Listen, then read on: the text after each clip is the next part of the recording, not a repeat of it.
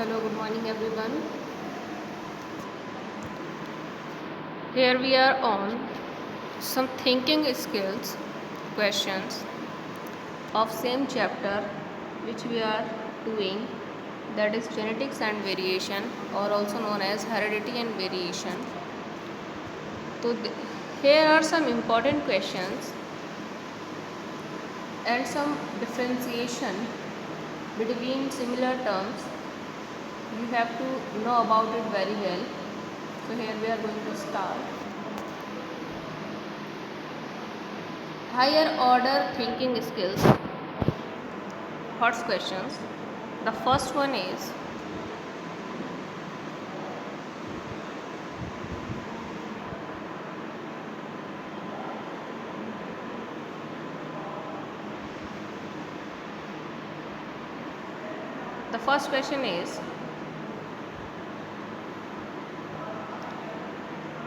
a teacher wants his or her student to find the genotype of pea plants. Genotype of pea plants, if we are going to recognize about the genotype, so what method we should apply, we have to focus on it. किस में करना है? Of a pea plant bearing purple colour flower in their school garden, name and explain the cross that will make it possible. तो purple colour के flowers हैं. As usual we know that purple colour is our dominant character, और अगर हमें dominant character का genotype अगर find out करना होता है, we have to must use the test cross. Okay, the test cross is most important. इसमें हमें क्या मिल जाएगा? इसमें हम जीनोटाइप अपने रिकॉग्नाइज कर सकते हैं. What do you mean by test cross? The test cross is one type of cross in which when we get F1 generation, जब हमें F1 जनरेशन मिल जाती है तो हम क्या करते हैं, उसकी फिर से रिसेसिव के साथ मल्टीप्लिकेशन क्रॉस करा देते हैं to find the F2 generation. ठीक है, तो हमें क्या करना है, रिसेसिव के साथ हमने पूरा टेस्ट क्रॉस करा देना है. जब हम रिसेसिव के साथ टेस्ट क्रॉस कराएंगे तो हमें जीनोटाइप्स इसके फाइंड आउट हो जाएंगे. Now move ahead. Some differences are here. This is given. First one is backcross and test cross. What do you mean by backcross and test cross? कुछ नहीं है, बहुत ईजी सा है. इसमें आप देख सकते हैं,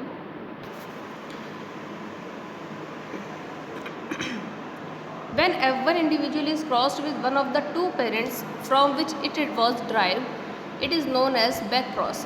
जब हम लोग ज़्यादातर बैक क्रॉस जो अप्लाई करते हैं वो F1 इंटू F1 की जो प्रोसेस अप्लाई करते हैं सेल्फिंग की, तो ये क्या होती है, ये हमारी बैक क्रॉस ही होती है, जिसमें हमें जो कैरेक्टर मिल जाता है. फॉर एग्जांपल, अगर हमने टॉल प्लांट का डॉर्फ प्लांट के साथ क्रॉस कराया है तो हमें F1 जनरेशन में क्या मिला, this character we are having. अब हमें क्या करना है, F2 जनरेशन फाइंड आउट करने के लिए इसी कैरेक्टर को क्या कर देना है, F1 कैरेक्टर को दोबारा से इससे मल्टीप्लाई कर देते हैं. तो ये हमारा जो क्रॉस होता है that is known as back cross. Test cross में क्या होता है, टेस्ट क्रॉस में अभी मैंने आपको बताया है F1 is multiplied by recessive character. So here we are going to show our demo. तो see, in F1 generation we find this character, this one is our recessive character, so we have to multiply it with this to find our genotypes. तो हमारे genotypes मिल जाएंगे. तो ये जो cross कहलाता है recessive के साथ हमारी प्रोसेस करने की, ये हमारी होती है टेस्ट क्रॉस की. और बैक क्रॉस जो होता है वो हमारा F1 इंटू F1 जो भी हम रिकॉग्नाइज करते हैं वो मिलता है. देखिए ये कितना इंपॉर्टेंट क्वेश्चन है, CBSE की 2008, 10, 13 और 19 में भी आया है. बहुत पूछा जाता है ये difference. Now here we are on codominance and incomplete dominance. ये हमने वर्ड बहुत पढ़ा है इस चैप्टर में, तो देख लेते हैं. कोडोमिनेंस में क्या होता है, in codominance both allelic genes of genetic traits are equally expressive. हमने ब्लड ग्रुपिंग करी, ब्लड ग्रुपिंग में कोई भी कैरेक्टर डोमिनेंट नहीं था. Why? Because it shows their codominance. एक के साथ दूसरी की प्रेजेंस को शो कर रहा था, that's why they are known as the codominance character. Okay, now about incomplete dominance. If we are talking about incomplete dominance, you can see where as incomplete dominance is absent and hybrid individual resemble their neither parents are the intermediate between two parents. Incomplete dominance में क्या होता है, कोई भी character completely dominant नहीं होता है। कहने का मतलब ये है कि जब हम टॉल प्लांट को लेते हैं और ड्वार्फ प्लांट को लेते हैं तब इनके अंदर क्या होता है, कैरेक्टर शो करते हैं इस तरीके का, तो हम ये कह सकते हैं दैट इज़ डोमिनेंट। मगर इनकम्प्लीट डोमिनेंस में क्या होता है, वो अपने इंडिविजुअल कैरेक्टर्स को और ना ही वो पेरेंट्स की तरह शो करते हैं और ना ही वो मतलब दोनों पेरेंट्स की तरह अपने कैरेक्टर को शो नहीं करते हैं। That's why they are known as आपके इनकम्प्लीट डोमिनेंस। मतलब डोमिनेंस पूरा फुली कंप्लीट नहीं, डोमिनेंट कैरेक्टर को अपने प्रॉपरली शो नहीं कर पा रहा है। ओके, तो इसमें क्या होता है, रिसेसिव कैरेक्टर को वो कॉमनली शो कर देता है। Okay, now move ahead. Next is dominance and epistasis. It is also most important और एनसीईआरटी एक्सरसाइज से रिलेटेड है ये आपका डोमिनेंस एंड एपिस्टेसिस। तो आप देख सकते हैं डोमिनेंस क्या होता है, लॉ ऑफ डोमिनेंस हमने पढ़ा है, when it shows their dominant character in F1 generation. For example if we are take crossing between tall plant and dwarf plant, तो इसमें क्या हो रहा है, हमने टॉल प्लांट की डॉर्फ प्लांट से कराई, इसमें ये हमें F1 जनरेशन में ये कैरेक्टर मिला, that one is known as the dominant character और dominant character is known as the law of dominance. तो हमें यहाँ पर किसी चीज़ का कन्फ्यूज़न नहीं होना चाहिए, हम इजीली इसको पढ़ सकते हैं। Now the meaning of epistasis, ये आपका न्यू वर्ड है एपिस्टेसिस का, आप इसको देख सकते हैं। Where two pairs of genes are involve, जहाँ पर दो पेयर जीन्स के इन्वॉल्व होते हैं, अ जीन मार्क्स और inhibit the expression of another non allelic gene. इसमें क्या होता है, जब दो पेयर जीन के प्रेजेंस आपस में इन्वॉल्व होते हैं और एक जो होता है वो अपने एक्सप्रेशन को शो करता है, दूसरा क्या होता है, इनहिबिट हो जाता है। तो this process is also known as epistasis character. तो आप यहाँ पर देख सकते हैं कैपिटल टी और स्मॉल टी। इसमें कैपिटल टी तो अपने कैरेक्टर को शो कर रहा है, बट रिसेसिव वन जो है स्मॉल टी क्या कर रहा है, अपने कैरेक्टर को इनहिबिट कर रहा है। ये क्या होता है, एक दूसरे से को सिमिलर होते हैं। Now the next is epistasis and complementary gene. देखिए एपिस्टेसिस के बारे में अभी मैंने बताया, एक ऐसा कैरेक्टर जिसमें एक कैरेक्टर तो अपना, एक एलील तो अपना कैरेक्टर शो करता है, दूसरा वाला क्या कर लेता है, अपने आप को इनहिबिट कर लेता है, छुपा लेता है। दोनों ही कैरेक्टर प्रेजेंट होते हैं। और हमारा बात करते हैं कॉम्प्लीमेंट्री जीन्स की। कॉम्प्लीमेंट्री जीन्स वो जीन्स होते हैं, यहाँ हम देख लेते हैं। On other hand complementary genes are those type of genes separates pair of gene that interact to produce the phenotype in such a way that neither dominant is expressive unless the other one is present. The effect of one dominant must be complemented by the other dominant for expression. The dominant phenotype is thus expressed only when dominant gene of both pairs are present. इसमें क्या होता है, complementary jeans में दो characters इसमें present तो होते हैं, मगर इसमें अपने कॉम्प्लीमेंट जो चीज़ होती है उसको उस कैरेक्टर को शो करते हैं। ठीक है, इसमें जो डोमिनेंट कैरेक्टर होता है वो इतना मोर एक्सप्रेसिव नहीं होता है जितना कि आपका रिसेसिव कैरेक्टर होता है, और वो कहीं ना कहीं आगे जनरेशन में जा कर के अपने पेयर में अपने आप को शो करता है। ठीक है, तो the effect of dominant must be complimented by the other dominant for expression. वो दूसरे पे जोर डालता ताकि वो अगली जनरेशन में अपने कैरेक्टर को शो करे, द डोमिनेंट। तो जब रिसेसिव वाला डोमिनेंट कैरेक्टर ये है हमारा, ये रिसेसिव है, ये जनरेशन में अपने आप को कैरेक्टर शो नहीं करता, तो ये वाला क्या हो जाता है, डोमिनेंट कैरेक्टर के फॉर्म में काम करने लगता है। That's why they are known as complementary genes. Now the next one is first filial generation F1 और F2। F1 और F2 का मतलब क्या है, ये हमारी फर्स्ट जनरेशन है और फर्स्ट जनरेशन के बाद हमें टेस्ट क्रॉस या बैक क्रॉस करने के बाद F2 जनरेशन फाइंड आउट होती है। तो F1 जनरेशन हमें क्या करना पड़ता है, F1 जनरेशन में हमें दो पेरेंट्स के कॉन्ट्रास्टिंग कैरेक्टर्स के बीच क्रॉसिंग करानी पड़ती है। कॉन्ट्रास्टिंग कैरेक्टर क्या है, अगर एक कैरेक्टर टॉल है दूसरा डॉर्फ है, अगर एक पर्पल है तो दूसरा कैसा है, वाइट है। ठीक, एक आपका ग्रीन है तो दूसरा कैसा है, येलो है। तो ये इनके क्या है, कॉन्ट्रास्टिंग कैरेक्टर, ऑपोजिट कैरेक्टर्स है जिनके साथ इनको क्या करना पड़ता है, क्रॉसिंग करनी पड़ती है। और क्रॉसिंग के बाद इनको जो है आपस में क्रॉस करने के बाद टॉल की अगर हम डॉर्फ के साथ क्रॉस कराते हैं तो इनको क्या मिल जाता है, एक कैरेक्टर मिलता है, that is known as the F1 generation. जब हमें ये कैरेक्टर मिलता है that this is known as F1 generation. अब हमें क्या करना है, it depends on the cross कि किस तरीके का क्रॉस करना है। जब हमें F1 जनरेशन मिल जाता है capital T small T to find dissimilar, फिर हमें इसे क्या करते हैं, सेल्फिंग करा देते हैं, बैक क्रॉस करा देते हैं। बैक क्रॉस में हमें जो कैरेक्टर्स मिलते हैं capital T small T, capital T small T और स्मॉल टी का, तो 1:2:1 ये हमें कैरेक्टर मिल जाते हैं। इट मीन्स कि ये जो हमारे कैरेक्टर है ये हमें जो मिला है वो F2 जनरेशन में फाइंड आउट हुआ है। आपने क्रॉस किए होंगे तो उसमें आपको ईजिली समझ में आ जाएगा। तो F1 की जब हम सेल्फिंग कराते हैं सेल्फ फर्टिलाइजेशन के प्रोसेस, तो उसमें हमें F2 जनरेशन फाइंड आउट होती है। Now move ahead on question number 7, what is the difference between genotype and phenotype. Genotype characters क्या होते हैं और फिनोटाइप क्या होते हैं।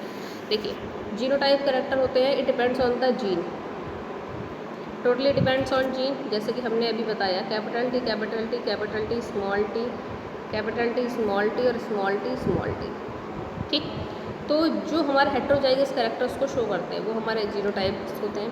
देख लीजिए 1:2:1। जीन्स के बारे में भी इन्होंने क्या करा, अपना डिस्क्रिप्शन दिया। ये तो होमोजाइगस कैरेक्टर है, साथ ही साथ हेट्रोजाइगस कैरेक्टर को भी इसने क्या करा, यहाँ शो किया है। तो आप कह सकते हैं कि इसके अंदर 2 मिक्सिंग कैरेक्टर्स हैं और ये इनके अंदर डबल जीन्स प्रेजेंट हैं। About the phenotype it depends on morphology. Fino means morphology external characters जो ऊपर से देखकर हमें पता चल जाते हैं। For example capital T small T. तो आप देख सकते हैं कैपिटल टी तीनों में आया है। इट मीन्स कि ये हमारा क्या है, टॉल है। केवल एक जो है हमारा यहाँ पर शो हो रहा है, कौन सा, this one is recessive character. तो 3:1 का यहाँ पर हमें शो हो रहा है character. This one is known as phenotype और morphological character. I hope you all understand. Now move ahead about the homozygous and heterozygous individuals. Homozygous और heterozygous बहुत ही important है, पूछा जाता है। You can see this type of character and this type of character and this type of character. Okay. This is homozygous, similar characters हैं। This is heterozygous, इसमें क्या है, 2 different alleles जो हैं present हैं। This also homozygous. I hope you understand very well about these terms. Okay, now move ahead. Law of segregation and law of independent assortment. सीधी सी बात हम करते हैं, law of segregation और law of independent assortment। ये हमारा law of segregation जो है, अगर बात करें तो law of segregation है हमारा मोनोहाइब्रिड क्रॉस। मोनोहाइब्रिड मीन्स इसमें हम सिंगल एलियंस को यूज़ करते हैं टू शो अवर जनरेशंस, और इसमें हमारे सिंगल एलियंस रहते हैं। पहली चीज़ ये। दूसरी चीज़, इसमें जो रेशियो होता है वो हमारा फेनोटाइप जीनोटाइप बोथ टाइप का होता है, फिनो एंड जीनो। तो इसका ज़्यादातर रेशियो 1:3:1 या 1:2:1 कॉम्प्लीमेंट्री रहती है। ओके, मगर हमारा जो इंडिपेंडेंट लॉ ऑफ असॉर्टमेंट है ये हमारा है डाईहाइब्रिड क्रॉस। इसमें हमें क्या करना पड़ता है, डाईहाइब्रिड क्रॉस, इसमें हमें 2 एलील्स को यूज़ करना पड़ता है। जैसे कि for example round and yellow, wrinkled and green, that type of character. तो हम जब इनकी क्रॉसिंग कराते हैं we find capital R small r, capital Y small y। तो ये हमें F1 जनरेशन में फाइंड आउट होते हैं। तो दो डिफरेंट कैरेक्टर्स हमने क्या करें, कॉन्ट्रास्टिंग कैरेक्टर्स को इसमें यूज़ किया है। और इनका जो रेशियो रहता है वो रेशियो हमेशा 9:3:1 का रहता है, या फिर आपका 9:7 का भी हो सकता है। It depends on the cross.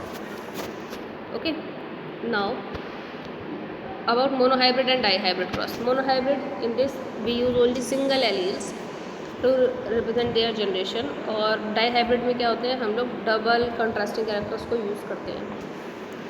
Now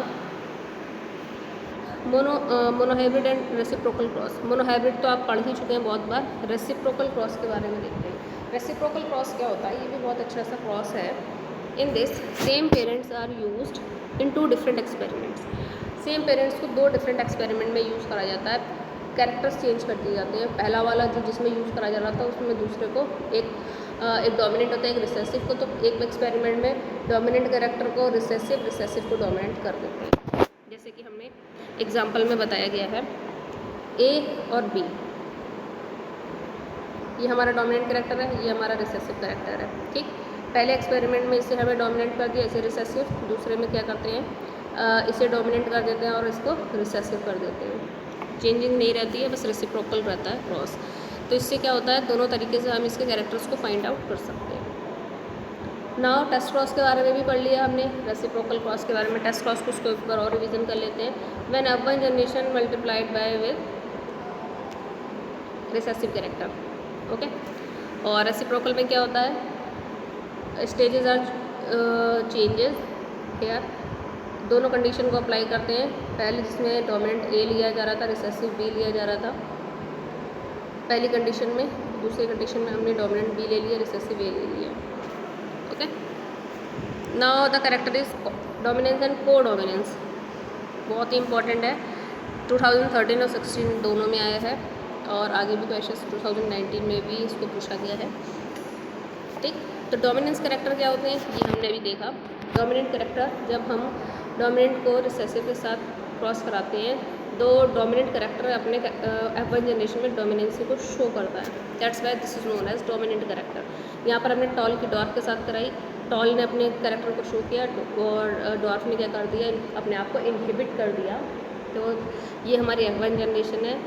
when in F1 generation the alleles show their dominant character, that's why it is known as dominant, and it follows the rule of law of dominance. Now co-dominance, co-dominance में क्या रहता है, कोई भी चीज़ की confirm stage नहीं रहती है। इसमें ब्लड ग्रुपिंग में ज़्यादातर को-डोमिनेंसी होती है, और आप इसको देख सकते हैं, ए भी होगा, बी भी होगा, ए बी भी होगा। तो इस तरीके से ब्लड ग्रुप हमें जो है सब तरीके के चारों ब्लड ग्रुप्स की क्रॉसिंग भी मिल सकती है। कोई कंफर्म नहीं रहता, 50-50% का चांसेस रहता है, या 25-25% का, okay. Now the next is pleiotropy and polygenic inheritance. ये देख लेते हैं। The ability of gene to influence more than one traits is called pleiotropy. कहने का मतलब, जब एक जीन के अंदर अपने कैरेक्टर्स को, अपने ट्रेट्स को इन्फ्लुएंस करने की बहुत क्वालिटी रहती है। क्या कह रहे हैं, the ability of gene to influence more than one trait is called pleiotropy. अगर कोई जीन एक ट्रेट की क्वालिटीज़ के अलावा भी बहुत सारी क्वालिटीज़ को शो कर रहा है, this character is known as pleiotropy. और पॉलीजेनिक इनहेरिटेंस क्या होता है, पॉलीजेनिक इनहेरिटेंस में क्या होता है, वेरियस जीन्स को यूज़ किया जा रहा है अपनी हेरिडिटी प्रोसेस को शो करने के लिए। In the inheritance it influenced by a number of independent genes each having a small and similar effect। बहुत सारे जीन्स को यूज़ किया जाता है, उसके बहुत सारे स्मॉल और सिमिलर इफ़ेक्ट्स रहते हैं। these effects of similar genes is additive जो होते हैं, मतलब उनको प्रेजेंट करने की क्वालिटीज़ बहुत ज़्यादा रहती हैं। So I hope you all understand about these terms. So here we are having 16 terms in this. The last one is gene and alleles. What about gene and alleles? It is most important, और आप लोग इसको 10th class से पढ़ते आ रहे हैं। Gene क्या होते हैं, जीन एक तरीके की DNA की यूनिट होती है, जो कि आपकी क्रोमोसोम्स के ऊपर प्रेजेंट होती है, हर एक कैरेक्टर्स को लेकर के जाती है। डॉट डॉट जो मैं बना रही हूँ उसके ऊपर, दीज आर जीन्स, और इनके अंदर एक फिक्स कैरेक्टर होता है, जो कि ये क्रोमोसोम के साथ ट्रांसफ़र होते हैं from one generation to other generation.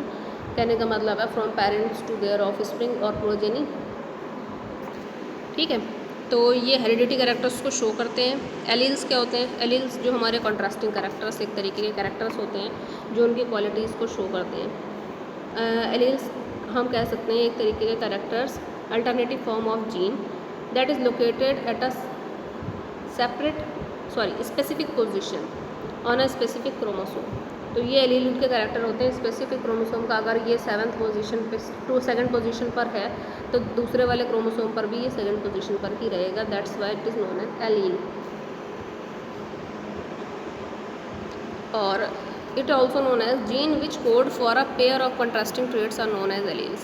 जो हम यूज़ करते हैं कंट्रास्टिंग कैरेक्टर में, वो भी हमारे एलील्स होते हैं। Now the last one is heredity and genetics, the most important. सभी को पता होगा what do you mean by heredity. Heredity वो कैरेक्टर्स होते हैं which passes from one generation to other generation, okay. Transmission of traits, जो अपने characters को एक जनरेशन से दूसरे जनरेशन में पास करता है। बट जेनेटिक्स क्या होता है, genetics is the branch of study of heredity, जिसमें हम सारे हेरिडिटी की प्रॉब्लम्स को जो है वो सॉल्व करते हैं. Where is the branch of biology that deals the fact and laws of heredity and inherited variations. तो इसमें हम क्या कर रहे हैं, हेरिडिटी को, उसके वेरिएशंस को फाइंड आउट करते हैं. वही ब्रांच जेनेटिक्स कहलाती है. I hope you all understand about this terms. 16 differentiations हैं, इसके बहुत इंपॉर्टेंट है. You must have to understand it very well. Keep understanding. If you are having any queries related to these terms, you can ask to me very well, or I will send you the PDF of these terms. You have to note down in your notebook properly. Okay, thank you so much.